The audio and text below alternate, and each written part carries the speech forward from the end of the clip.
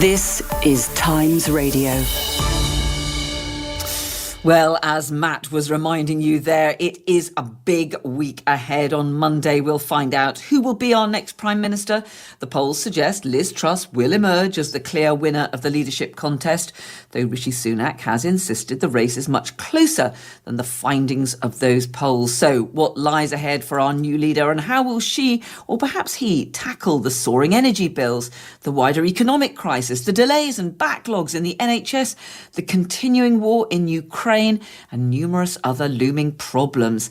We can talk now to Georgia Gilholy, who writes for Conservative Home. Hello, Georgia. Hi, Carol. Good to have you with us. Also with us is Ems Barr, who's a former special advisor to the Transport Secretary Grant Shapps and is backing Liz Truss. Hello, Ems. Good afternoon, Carol. Really good to have you with us. Ems, let me ask you, first of all, about Liz Truss. If indeed she does become our Prime Minister, what sort of a leader do you think she's going to be? I think there's no doubt she's going to be bold and dynamic. I think that she's been incredibly clear in the hustings and in all the media briefings from those ably supporting her that she is going to start, as she means to go on, with a big, bold vision for the future of our economy and country in the first month. And I'm actually quite excited to see how that is brought in and how that's brought forward. Well, Ems, I think we've got the gist of that, but the line is not very good. We are going to come back to you and see if we can establish a slightly better connection. In the meantime, let's talk to Georgia, Conservative Home. She's been very popular with Conservative members, obviously, and appears to be on course to win that leadership contest. But making that leap to Prime Minister is quite a different challenge, isn't it? How do you think she's going to tackle it? I mean, it's important to remember that while she's been relatively popular in the Con Home polls for over a year now, she has no personal mandate as Prime Minister with the country as a whole, because she's not won a general election. And she's also going to have a lot less time than a Prime Minister who's just won a general election and has theoretically 5 years to implement their vision, if they have a vision. She's going to be dealing with generation-defining issues, the energy crisis, obviously jumping out as the main one currently. And no easy way to deal with this, because it's a long-term issue. And one of the main reasons why we're in this huge model is because the government, obviously we've had lots of changes of administration since 2010, but the government has not invested in renewables. It's not well enough, and it's not invested in, let's be realistic, the most important carbon zero source of energy, nuclear. And even if it does so now, if Liz Truss is willing to do that, this isn't something that's going to be affecting our bills within the next 5 years, never mind the next 5 days, 5 weeks, 5 months. It's not going to be something that she can turn around before she's forced to have another general election, or if she was to call a snap on next year. And I get, one good thing for her is that for some Tory members who were big fans of Boris, she's not necessarily seen as one of the people like Rishi Sunak, who I love. We're already talking as if Rishi Sunak has lost, which realistically is going to happen. She didn't stab Boris in the back. She sort of remained as foreign secretary while he was going through all this drama, people quitting. So she won't be unpopular in that sense. So she has a bit more leeway than, say, someone like John Major, but she's dealing with huge issues. And whether or not, some people might see her image as dynamic, even if she wants to be dynamic and wants to implement bold policies, will she have the room to? Because this winter is going to be very difficult. And not just this winter, the next year is going to be very difficult. How can you keep the momentum? How can you keep things rolling on with people facing such issues, and not just individuals and households, businesses as well? Well, let's bring in Vanessa Churchman, who's a councillor who represents Haylands and Swanmore on the Isle of Wight. She voted for Rishi Sunak. We're going to speak to her in just a moment, but we can go back to Ems Barr, who is backing Liz Truss. Just pick up on that point that Georgia was making there, which is that it's all very well to be dynamic and boosterish, but I mean the scale of the problems that Liz Truss is going to be up against is pretty much unprecedented, isn't it? I think that's an absolutely fair point, and I think that is a challenge that Liz is going to have to face. And to be honest, anyone of any party coming in facing the scale of these problems is going to be in for a very, very tough month, year, few years, and then a difficult general election coming up. But I think from the point of view of someone who is totally believing in her ability to deliver change, I think that being bold and being ready to make those sorts of decisions is a really important starting point. And we will see, and we will, as she has said, we will judge her by how she delivers. Well, we can now speak to Councillor Vanessa Churchman from the Isle of Wight, who voted for Rishi Sunak. Good afternoon to you, Vanessa. Good afternoon from a sunny Isle of Wight at the moment. Well, that at least is some good news. We were hearing there from Ems that certainly Liz Truss has got the determination and the spirit to try and tackle these problems. Do you accept, first of all, that it is going to be Liz Truss that's our next Prime Minister? That's certainly what all the pollsters and the opinion formers think. Or could Rishi Sunak still pull off a surprise victory? It certainly would be a surprise on Monday. Look, the polls, as we all know, aren't always accurate. If I remember when Boris Johnson got in, they were saying one thing. So I until it is actually announced, then I will wait until I hear. I'm hoping it will be Rishi because I voted for him, but I don't know. You, as presenters, know far more about polls than I do. What made you support Rishi Sunak? I mean, he, as with Liz Truss, neither of these candidates has been Prime Minister. Leadership is a very different role, isn't it, from being even in a very senior cabinet position? Yes, it is. Both of them came to the Isle of Wight, so I have met both of them, but I had met Rishi Sunak before at the Local Government Association, and I was impressed with the man at the time. I think he's honest. He looks you straight in the face. He does not hedge about. He tells you the truth. He tells you how it is. And at this point in time, I think that is very, very important. You cannot hide the fact we are in for, I don't know how you describe it, and we need an economic miracle. He proved with his furlough scheme that he can come up with innovative ideas. The fact that there was a lot of fraud connected with that scheme is not to do with him. That's down to the bureaucrats who obviously didn't administer it properly. But this is why I voted for him. Cometh the time, cometh the man. And if I wanted my shoes repaired, I wouldn't go down to the local fish shop. I would find somebody who knew about economics and put my faith there. Georgia, what about that? Liz Truss, she's had experience at the top of government in one of the biggest cabinet jobs there is as Foreign Secretary, but she hasn't got the same sort of economic experience that her rival Rishi Sunak has, and that's going to be the overriding priority, isn't it? True, but I mean, in terms of implementing economic policies as a Prime Minister who's heading a cabinet, you don't necessarily have to, have been the Chancellor of the Exchequer to do that. And, economics is not sort of a settled discipline. There are many different ideas and debates, and both of them have different opinions on certain things for different reasons. And I don't think that having more experience at the Treasury necessarily puts someone in a better place to know what is best for people, know what is best for the government's balance. However, obviously, when you're dealing with government departments, you're not necessarily going to actually be able to implement your ideas all the time because there are different, moving factors. So you have to have a compromise. However, I don't think that either of them right now are presenting policies that, one, are going to be able to satisfy the general public, and two, are necessarily going to be able to actually improve the economy in the long term. There's sort of, some of the tax ideas, for example, cutting VAT, that's not actually going to help the vast majority of people on low incomes. Some of the plans that have already been implemented for energy, for example, the £400 rebate, if that's the word, that Rishi Sunak gave to everyone, or every household. I mean, they were giving £400 to every household, which means that includes higher income households. This is a policy that many people, for obvious reasons, think is nonsensical. So it doesn't necessarily mean that because he was Chancellor, he made all the right decisions. And COVID is obviously a whole other issue.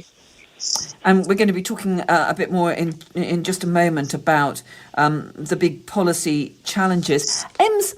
Liz Truss has changed her position on quite a number of quite big issues, hasn't she? I mean, she opposed Brexit and then became a very enthusiastic convert once we'd had the decision. She was, of course, famously a Lib Dem in her youth. She's even changed her tone when it comes to economic policy during the course of this campaign. Do you think that matters? No, I don't. In fact, I think the ability to change your policy positions based on changing circumstances is an excellent thing and something that we really need in a politician at the moment. Sticking doggedly to decisions and ideas that have been put forward for an entirely different climate. I mean, we've come through a very, very difficult few years, and to adopt the same positions as perhaps I can't, off the top of my head, I can't remember how long ago it was that Liz Truss made her speech supporting the Lib Dems, but it's an awfully long time ago in a very different climate. And I would also say that on the argument around Brexit, the idea that you can't be completely committed to delivering Brexit because you happen to vote Remain is really quite old-fashioned, and I think it's another sort of perhaps slightly desperate attempt at criticising someone who is, let's face it, almost certainly going to be our next Prime Minister. And just to pick up on what I think it was Margaret mentioned, I think this might be more of a case of cometh the hour, cometh the woman. Vanessa, just finally, I mean, you supported Rishi Sunak. If indeed it is Liz Truss who's our next Prime Minister, are you going to, as a Conservative member and councillor, are you going to pull loyally behind her? And do you think your colleagues who've been in that opposing campaign will do the same? Of course I do. I'm a Conservative, and I agree with your lady just now. Times change, things change, and I have no objection to people who change their mind because the situation around them has changed. That, to me, is common sense. You go with the flow within reason, but you still have to have some good ideas about policy and what you're dealing with. But no, I don't mind her changing her mind at all. Women, quite frankly, I find are more adaptable than men. We don't get stuck in this tunnel vision where this is what I think and therefore you've all got to do it regardless. I think that's just as dangerous as somebody who doesn't know what they're doing. Vanessa, Georgia and Ems, thank you all very much. Do stay with us. We're just going to catch up with the very latest news and sport from Eleanor Sherwood. This is Times Radio. Welcome back to the programme. This is Carol Walker here on Times Radio Drive in for Aisha Hazarika until 7 o'clock. We are talking about leadership as we wait for the announcement on Monday of who will be our next Prime Minister. And with me is Georgia Gilholy, who writes for Conservative Home, Councillor Vanessa Churchman, who represents Haylands and Swanmore on the Isle of Wight and voted for Rishi Sunak, and Ems Barr, who's a former special advisor to the Transport Secretary Grant Shapps and is backing Liz Truss. Well, we've already touched on this, but of course the biggest looming challenge for our next Prime Minister is what to do about the rising cost of energy. Georgia, at the beginning of this contest, Liz Truss said she didn't believe in handouts, she believed in tax cuts. That message has changed somewhat, and she's now talking about how help is on its way. What do you think she's going to come up with? And I mean, she's going to have to make some decisions pretty quickly. Absolutely. I mean, from October, we're going to see prices rise, and there are estimates, of course, that households could be spending almost a quarter, about 20% of their entire annual income on energy from next spring. The furlough scheme, which is going to leave us in debt for more generations, costs about 70 billion. That's one estimate at the moment. And right now, it looks like the bailouts that are going to be necessary to get companies or consumers, depending on who the government decides to direct the funding at, maybe a bit of both, over this crisis for the next year or so, if not longer, is going to be 100 billion or more. These are huge figures, and unless Liz Truss wants to see, people facing destitution, basically, and swathes of businesses being forced to shut, 70% of pubs was a figure floated the other day that wouldn't be able to survive through these issues. She is obviously going to have to borrow or raise taxes to give this, this temporary help to people and to businesses. Vanessa, Rishi Sunak has been warning against what he described as fairy tale economics. Liz Truss talking about tax cuts, cutting VAT, cutting income tax, reducing bits of the green levy on energy bills, which will provide a bit of help, but nothing like the right scale. Do you think it is irresponsible to talk about tax cuts at the moment, given that those will inevitably benefit higher earners as well as those who are on the lowest incomes who are going to be really struggling? Oh, it obviously is. I'm not an economist. I understand bookkeeping and balance sheets and things, but how we solve this problem, I think, in some ways, I despair. However, I still believe that with people like Rishi there, that he will come up with the solutions which are balanced. Obviously, it's going to take us a long time to get out of this predicament. I sit on the Pensions Committee of the Isle of Wight Council, and it's been really interesting listening to some of the fund managers and their comments.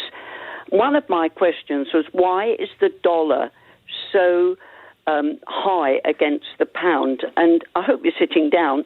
One of the fund managers said to me, because the Americans don't trust the Bank of England. Now, I hope that shakes you as much as it shook me when I heard the comment. In other words, it looks as a nation that we are messing about. We don't really know where we're going or what we're doing. That does not encourage people to boost the pound. Yeah, and Ems, I mean, you were talking about the positive vision and the boosterism of Liz Truss, but I mean, she's going to have to face a choice, isn't she, of carrying out her pledge of delivering tax cuts, which she's been repeating again and again throughout this leadership contest, or, I mean, just ratchet up huge amounts of debt if she's going to pay for that, as well as helping those at the other end of the scale, as well as helping businesses and so on. No, I'm sorry, tax cuts are out of the question in my book. What I would prefer if the government spent a bit more money in encouraging people of how they can save energy. I know lots of councils, lots of sites say, well, if you turn off this and you do the other.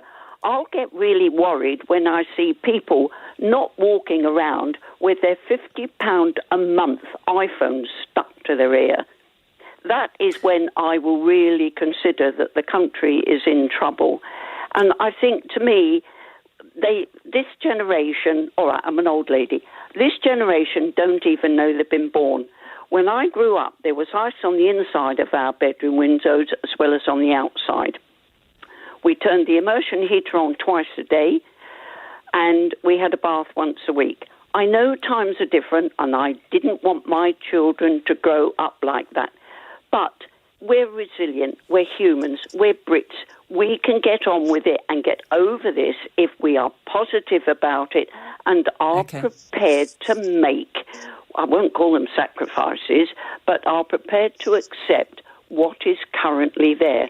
You look at the... Vanessa, I want to bring in Ems on that point, though. I mean, I want to talk about energy consumption in a minute, but just about that pledge, which Liz Truss repeated time and again throughout the leadership contest, of tax cuts as the main plank of her economic policy, even though it's going to be hugely expensive. It's going to ratchet up the country's debts, and it is going to be giving at least some of the money to people who can probably manage without it. Yes, I agree. And I would say that some very, very difficult balancing decisions are going to have to be made in both the long and short term. I think recently, who I believe will be the future Prime Minister, has made incredibly clear that help will be on its way, and supporting businesses and individuals is an absolute priority. I'd come back to what Georgia said about the 70% of pubs looking like they're going to close, and anecdotally, some of my former colleagues and friends who are members of Parliament have been saying that this is already happening on the ground, and it's absolutely devastating. So there really does have to be a balancing act. But I think it's been very clear that Liz has, throughout her entire career, been a low-tax politician.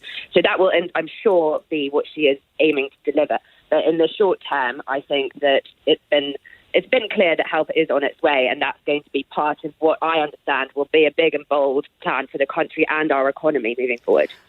And Ems, just respond also to that point that Vanessa was making there about, she was talking about the ice on the inside of the windows. I can remember that in some of my student flats. But both the leadership candidates were saying, we're not going to have energy rationing, we're not going to have power cuts, we're not going to be telling people to reduce the amount of energy they're using. I mean, isn't that a mistake? It's happening in Germany. A lot of public buildings trying to reduce their energy output. I mean, of course, a lot of us are trying to do it anyway because of the cost of it all. But shouldn't the government be a bit more upfront and say to people, look, this is the way you can use less energy, and that we should all be doing that? I think there's a difference between responding, I'm a free market conservative, responding to the market and therefore people attempting to use less energy, and businesses, as you say in Germany, doing the same thing, and mandatory energy rationing by government, which is what I understand has been ruled out. What about your thoughts on that, Georgia? Both Liz Truss and Rishi Sunak have said they wouldn't introduce energy rationing. But what about some, a call to all of us, businesses and individuals, try and use less energy? I mean, firstly, we know that obviously, yes, Liz Truss has ruled this out.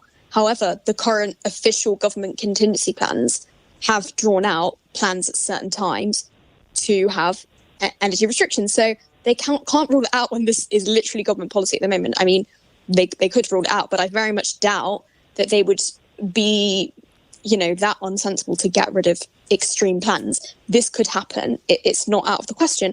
However, if you're looking at paying, possibly from next year, £6,000 a year on your energy bill, is boiling the kettle one less time a day or something like that, or taking a shower at the gym when you have to pay for a gym membership anyway, is that really going to make a dent on those bills? Probably not. Also, if you're speaking about previous generations, of course, every generation has different issues to deal with.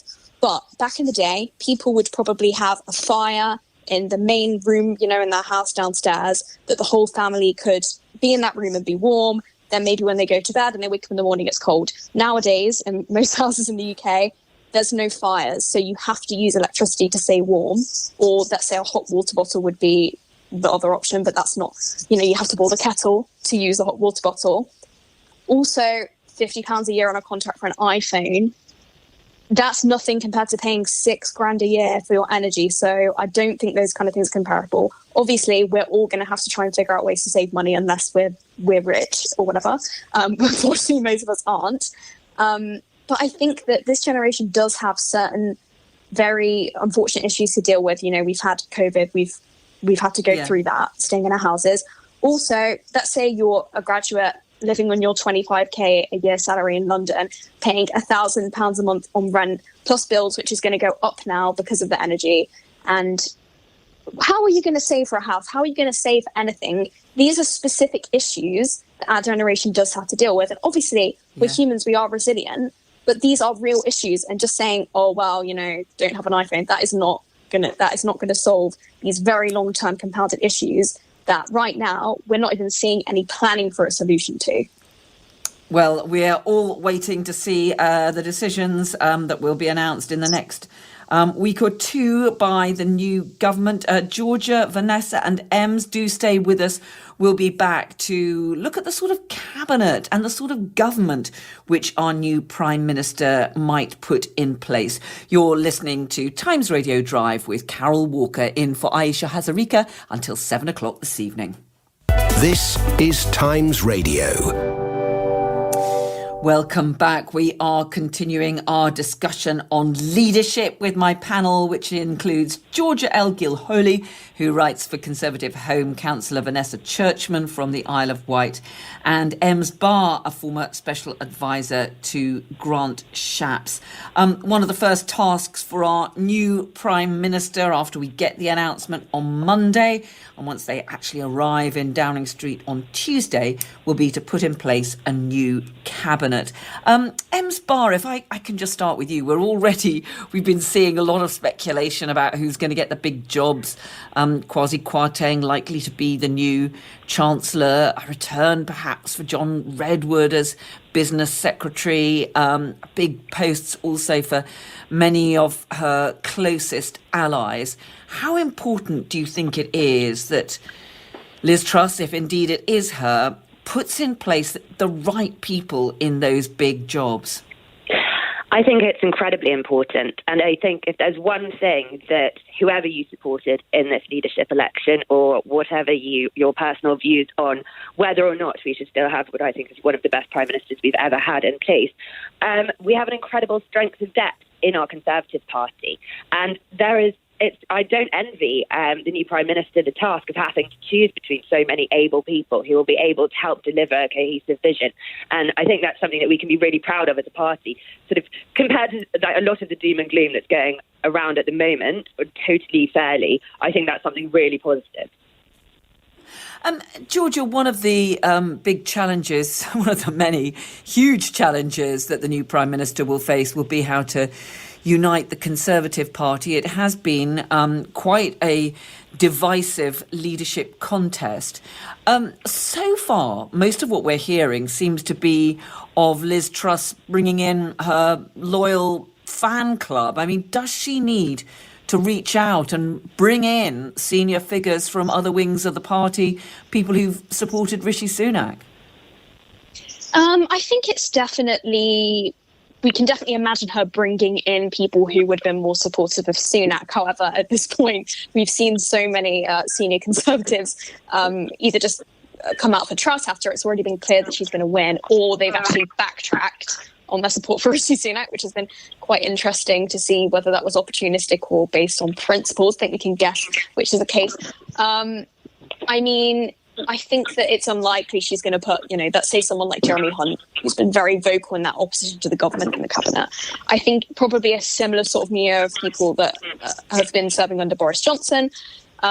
We could see someone like Suella Braverman, who's seen as very hardline, maybe at the Home Office. However, will she be able to deal with, obviously, one of the big issues right now, crime, and also the small boats on the Channel? Probably not, especially given how little time she has to deal with it, depending on when the next election is. Health, I really also don't envy whoever gets health with, about 6 million backlog in the NHS right now. I think the one to watch would be also who is going to be dealing with levelling up now that Michael Gove seems to be gone, possibly for good, from senior role. Because Michael Gove is seen as a very hard-working minister, and I think there's obviously good reason for that. However, the levelling up strategy that he released earlier this year was seen as quite lacklustre, and now we have even less room and even less funding to try and think about that. Will levelling up sort of vanish as an idea? I mean, it was sort of Boris Johnson's slogan, really, so it'd be interesting to see how that goes. But obviously, Labour has a shadow levelling up minister now, so maybe it's something that they'd adopt should they come into government next time around.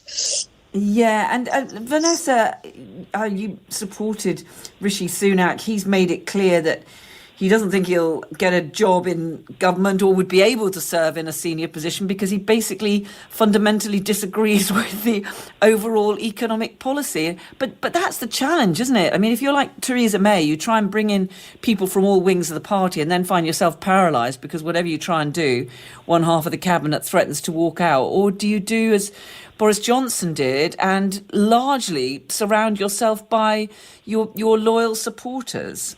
Oh, I hope and pray that doesn't happen. I would point out J.F. Kennedy, when he became president of the U.S., surrounded himself with experts. He didn't care where they came from, what their political views were. He had experts in place because he realised He was the managing director, if you like, and he controlled it, but he couldn't be an expert in everything. Therefore, he brought in people who really knew their jobs. And I'm hoping and praying whoever gets in on Monday will do the same thing. You've got to bury the past. For goodness sake, tomorrow is another day.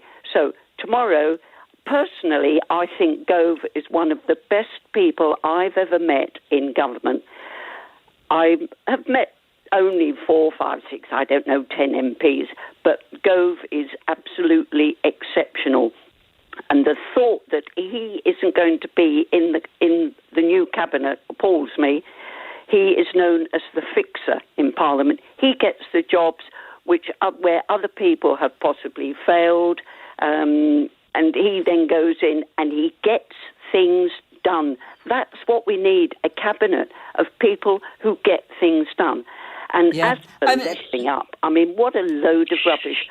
My constituents don't know what on earth it means and what it's all about. And I did say to Rishi Sunak, if you get in, think of the Victorians, Rishi. How did they bring such economic wealth to this country?